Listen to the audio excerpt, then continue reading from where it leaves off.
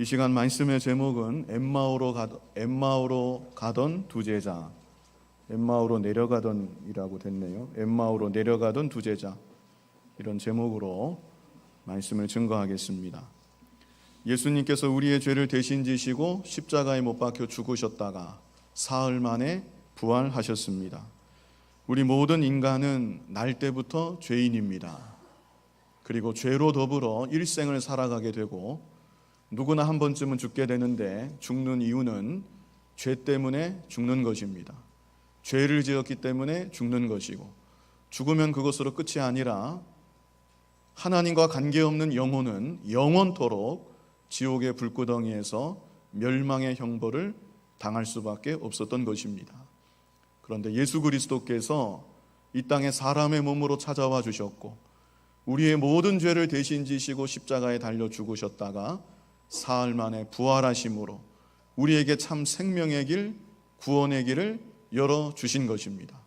성경이 우리에게 거듭거듭 말씀하는 것은 그 예수님을 믿으라는 것입니다.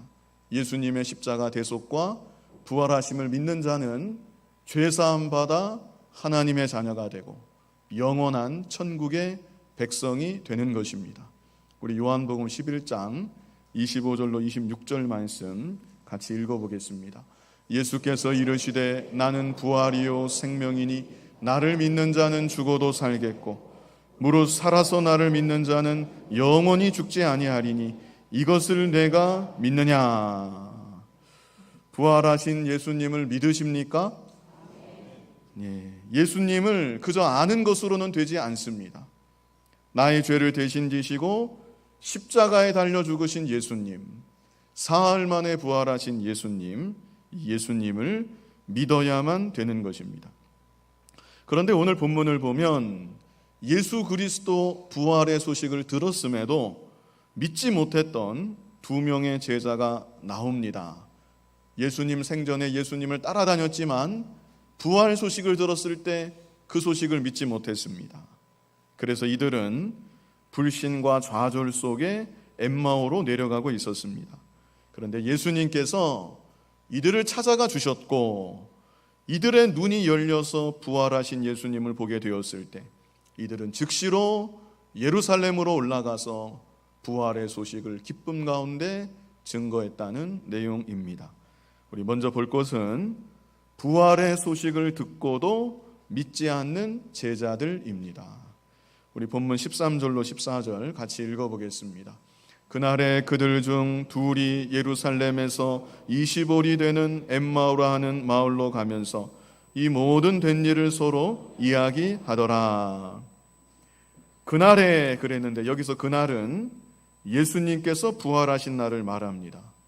그런데 바로 그날 예수님의 제자 두 명은 예수님께서 부활하셨다는 소식을 들었음에도 도무지 그 소식을 믿을 수가 없었습니다. 죽은 자가 다시 살아났다는 얘기는 그들의 이성으로는 도저히 믿을 수가 없었던 것입니다.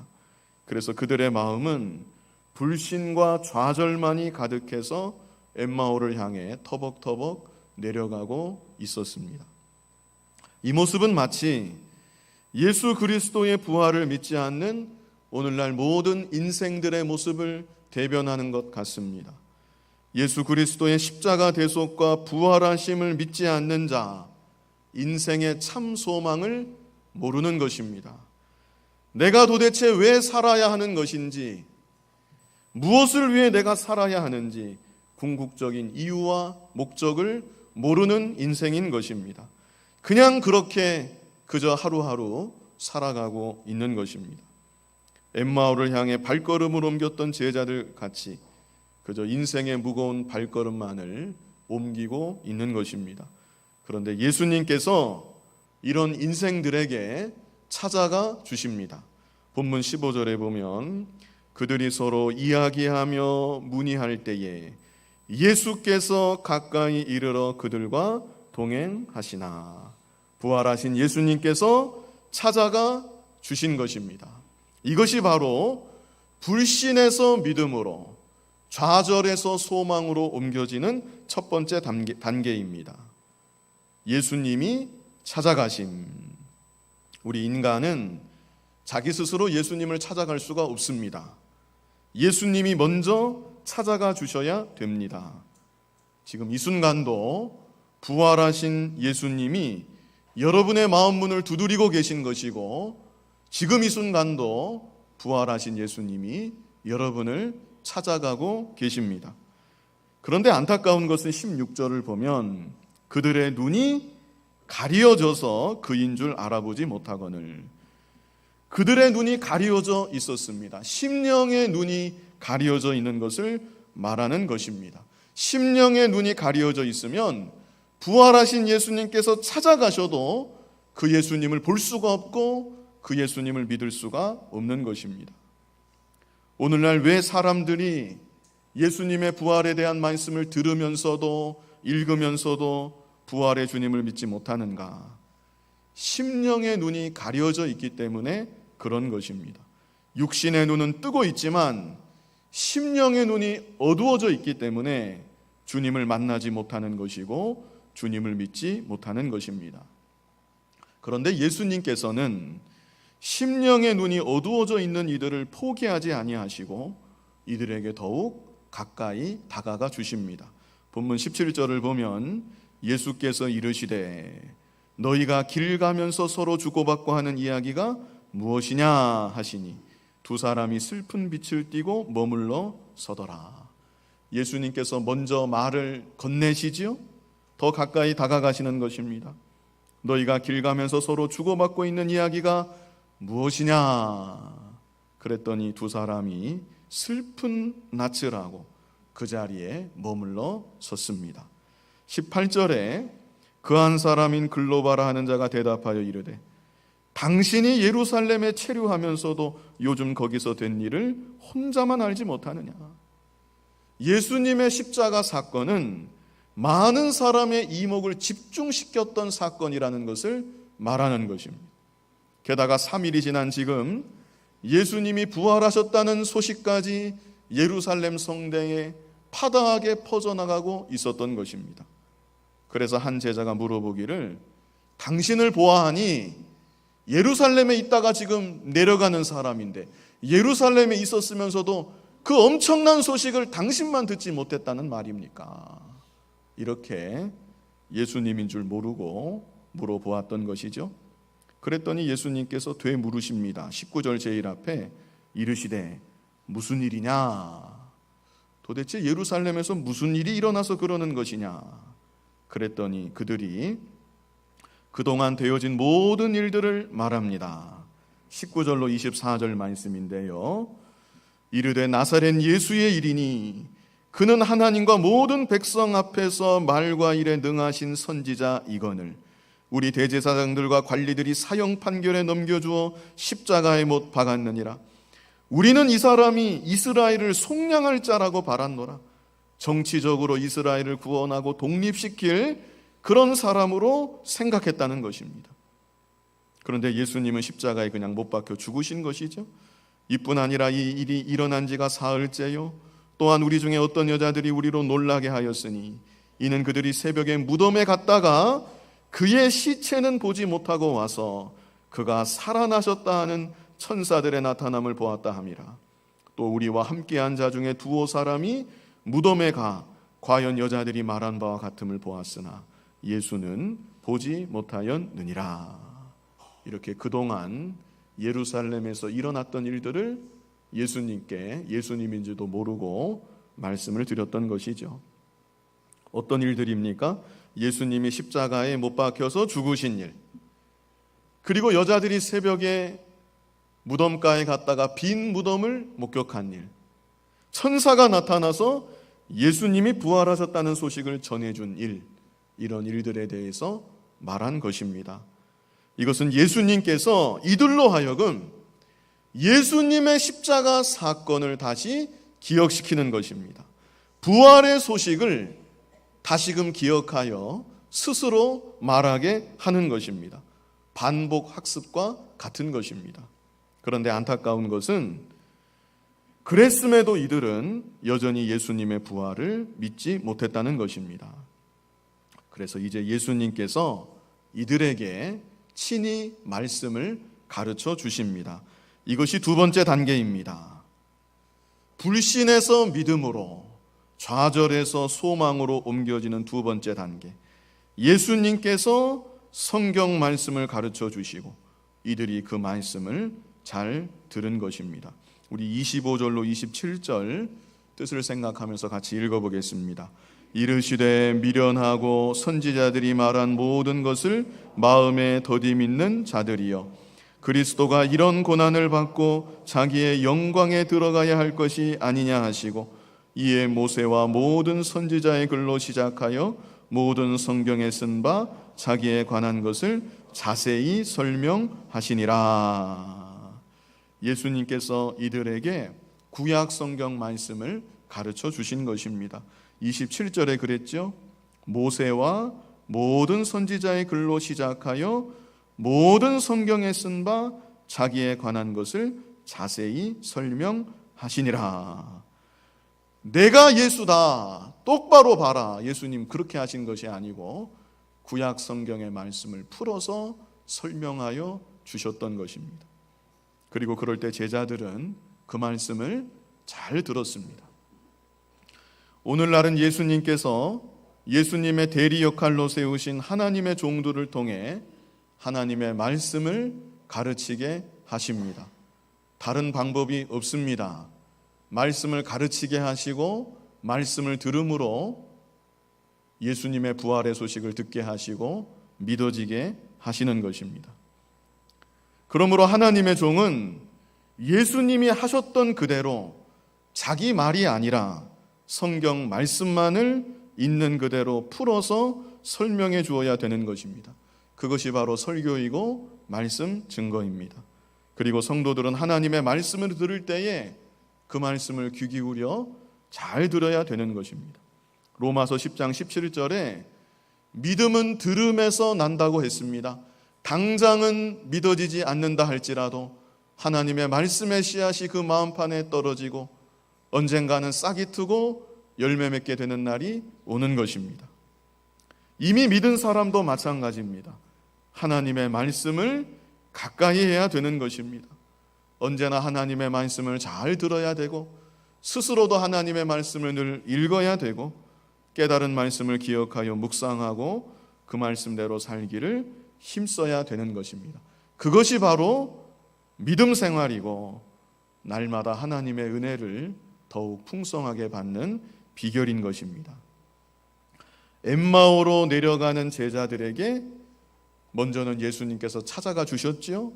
그리고 두 번째 단계로는 예수님께서 말씀을 가르쳐 주시고 오늘날은 세움받은 하나님의 종을 통해서 말씀을 가르쳐 주시는 것입니다.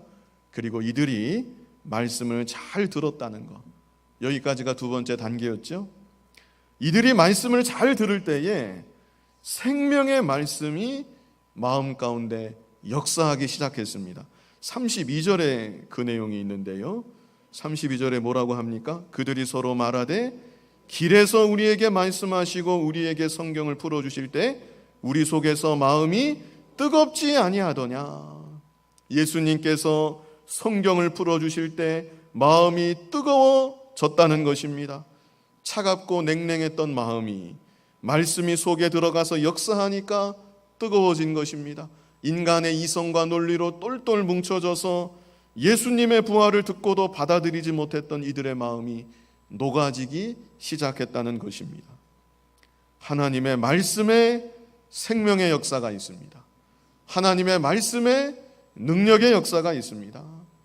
그러므로 말씀을 더욱 가까이 하시고 말씀을 잘 들으시고 말씀 붙잡고 살아가는 여러분이 다 되시기를 바랍니다.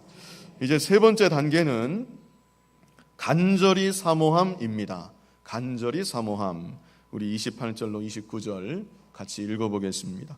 그들이 가는 마을에 가까이 가매 예수는 더 가려 하는 것 같이 하시니 그들이 강권하여 이르되 우리와 함께 유하사이다. 때가 저물어 가고 날이 이미 기울었나이다 하니 이에 그들과 함께 유하러 들어가시니라. 말씀을 듣고 마음이 뜨거워진 제자들이 예수님을 그냥 보내지 않았던 것입니다. 예수님은 계속해서 그냥 가려고 하시는데 이 두 제자가 예수님을 강권했다고 말씀하고 있습니다. 그들이 강권하여 이르되 우리와 함께 유하사이다. 만약에 이들이 강권하지 않았다면 예수님은 그냥 가던 길을 가셨을 것이고 이들은 부활의 주님을 만나지 못했을 것입니다. 물론 시간이 더 지나간 다음에, 한참 지나고 난 다음에 예수님의 부활을 비로소 깨닫게 되었을지도 모릅니다. 그러나 적어도 바로 지금 이 순간 부활하신 주님을 만나는 기쁨과 감격은 체험하지 못했을 것입니다. 언제나 하나님께서는 간절히 사모하는 영혼을 만족하게 하여 주시는 것입니다. 말씀을 사모하고 은혜를 사모하고 깨닫기를 사모하고 그리고 하나님께 간절히 간구하는 영혼을 하나님은 이제도 결단코 외면하지 아니하십니다. 시편 107편 9절에 뭐라고 말씀했습니까? 그가 사모하는 영혼에게 만족을 주시며 줄인 영혼에게 좋은 것으로 채워주심이로다.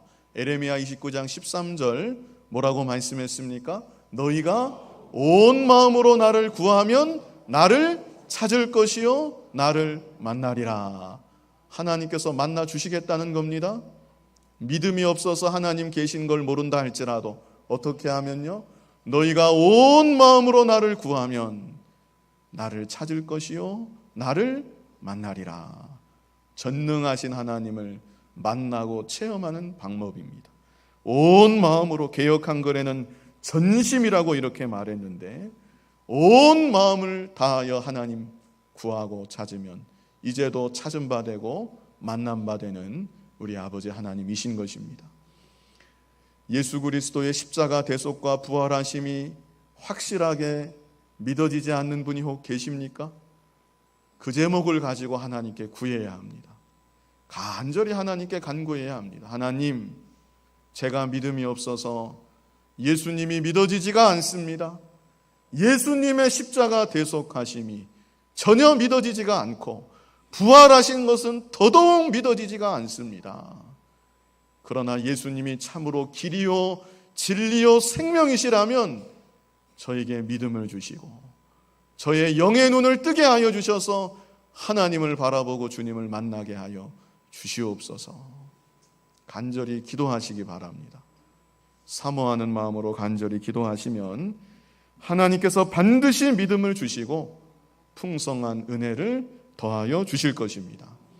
이제 마지막 네 번째는 30절로 31절에 있습니다. 같이 읽어보겠습니다. 그들과 함께 음식 잡수실 때에 떡을 가지사 축사하시고 떼어 그들에게 주시니 그들의 눈이 밝아져 그인 줄 알아보더니 예수는 그들에게 보이지 아니하시는지라. 결정적인 단계인데요. 결정적으로 예수님과 식탁에서 교제를 하던 중에 예수님께서 떡을 떼어서 그들에게 주실 때 그들의 눈이 밝아져 부활하신 예수님을 보게 되었던 것입니다. 어떤 사람은 이 부분을 가리켜서 며칠 전에 예수님과 가졌던 최후의 만찬 장면이 생각이 나서 예수님을 보게 되었을 것이다, 이렇게 말하기도 합니다. 그런데 이 두 제자는 예수님의 최후의 만찬 자리에는 함께 있지 않았을 것으로 생각이 됩니다. 예수님 최후의 만찬 자리에는 12사도만 있었거든요. 그런데 이 두 제자는 12사도에 포함되지 않은 것으로 보여집니다. 그러므로 이 구절은 이들이 믿음의 자리를 떠나지 않고 그 자리에 머물러 있던 중에 어느 순간 하나님께서 이들의 눈을 뜨게 하신 것으로 보아야 될 것 같습니다. 그래서 사실은 처음 시작도 그렇고 눈을 뜨게 되는 결정적인 순간도 그렇고 누가 해주셔야 됩니까? 하나님, 예수님이 해주셔야만 되는 것입니다. 그러나 사람 편에서는 또 한 일이 중간에 있죠. 하나님의 말씀을 잘 들었다는 것, 그리고 마음속에 사모하는 마음을 가졌다는 것, 믿어지지 않는다면 하나님께 믿음을 달라고 간구하기도 해야 되는 것입니다. 그리고 그 자리를 떠나지 아니하고 믿음의 자리, 은혜 받는 자리, 그 자리에 머물러 있는 가운데 어느 순간 하나님께서 심령의 눈을 뜨게 하시고 부활하신 주님이 믿어지게 역사하여 주시는 것입니다. 저와 함께 신앙생활했던 제 주변 친구들 돌아보면 하여간 버티고 있었던 친구들이 믿음이 자라난 것을 볼 수 있습니다. 중학교 때, 고등학교 때 열심히 내던 친구들 혹 있었어요. 막 눈물 흘리면서 기도하고. 근데 어느 순간에 보면 없어졌어요. 어디로 갔는지. 세상으로 완전히 나가서 예수님 없이 살아가는 사람들이 있고. 그런데 그때는 몰랐는데 하여간 끈질기게 버티는 사람, 하여간 희한하게 믿음 없는 것 같은데 항상 머물러 있는 사람, 중학교 때나 고등학교 때나 졸업해서나 30대나 믿음은 없는 것 같은데 항상 그 자리에 머물러 있는 사람, 어느 순간 하나님이 은혜를 주시고 변화시키시고 믿음의 사람으로 만드시는 것을 제가 종종 보았습니다. 머물러 있는 거, 은혜 받는 자리를 떠나지 않는 거, 그것이 중요한 것입니다. 하나님께서 어느 순간 심령의 눈을 뜨게 하시고 부활하신 주님을 확실하게 보게 하시는 날이 반드시 오는 것입니다. 이제 마지막으로 볼 것은 부활하신 주님을 만난 이들이 예루살렘으로 즉시 올라갔다는 내용입니다. 32절로 35절 우리 같이 읽어보겠습니다. 그들이 서로 말하되 길에서 우리에게 말씀하시고 우리에게 성경을 풀어주실 때에 우리 속에서 마음이 뜨겁지 아니하더냐 하고 곧 그때로 일어나 예루살렘에 돌아가 보니 11 제자 및 그들과 함께한 자들이 모여 있어 말하기를 주께서 과연 살아나시고 시몬에게 보이셨다 하는지라. 두 사람도 길에서 된 일과 예수께서 떡을 떼심으로 자기들에게 알려주신 것을 말하더라. 아멘. 처음에 믿지 않을 때에는 불신과 좌절 속에 엠마오를 향해 터벅터벅 내려갔던 제자들이었습니다. 그러나 부활하신 주님을 만나고 부활하신 주님을 확실하게 믿게 되었을 때 가던 길을 즉시로 돌이킨 것입니다. 그리고 예루살렘으로 올라가서 자신들이 만났던 주님을 기쁨으로 증거하게 되었던 것입니다. 부활의 주님을 만난 사람, 가던 길을 즉시로 돌이키는 것입니다. 불신과 좌절의 삶, 소망 없는 삶, 그 가운데 돌이키는 것입니다. 죄 짓는 삶, 마귀 종살이 하던 삶, 그 삶 가운데서 돌이키는 것입니다. 이 당시 예루살렘은 예수님을 잡아 죽인 지 얼마 안 된 위험하고 무서운 장소입니다. 그러나 그럴지라도 부활하신 주님을 만난 사람은 죽음의 자리도 두려워하지 아니하고 담대하게 나아갈 수가 있는 것입니다.